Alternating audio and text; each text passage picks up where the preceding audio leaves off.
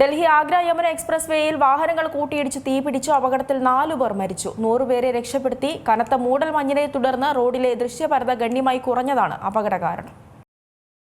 Delhi Agra express വേയിലാണ് 10ഓളം വാഹനങ്ങൾ കൂട്ടിയിടിച്ചുണ്ടായ അപകടത്തിൽ 4 പേർ മരിച്ചത്. സംഭവത്തിൽ 100ഓളം പേർക്ക് പരിക്കേറ്റതായും വിവരമുണ്ട്. പരിക്കേറ്റവരെ ആശുപത്രിയിൽ പ്രവേശിപ്പിച്ചിരിക്കുകയാണ്. കനത്ത മൂടൽമഞ്ഞിനെ തുടർന്ന് റോഡിലെ ദൃശ്യപരത ഗണ്യമായി കുറഞ്ഞതാണ് അപകട കാരണമായത്. 3 കാറുകളും 7 ബസ്സുകളും ഉൾപ്പെടെയുള്ള വാഹനങ്ങൾ കൂട്ടിയിടിച്ച് തീപിടിച്ചാണ് അപകടമുണ്ടായത്.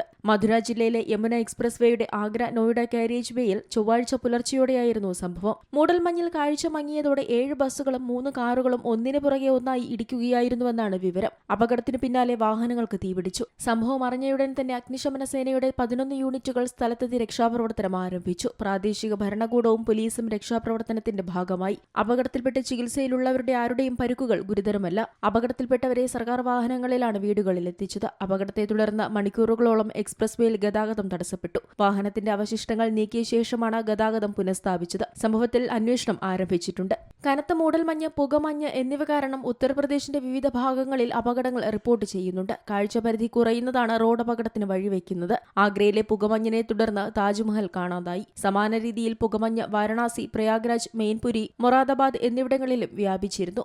National desk, Zee Malayalam news.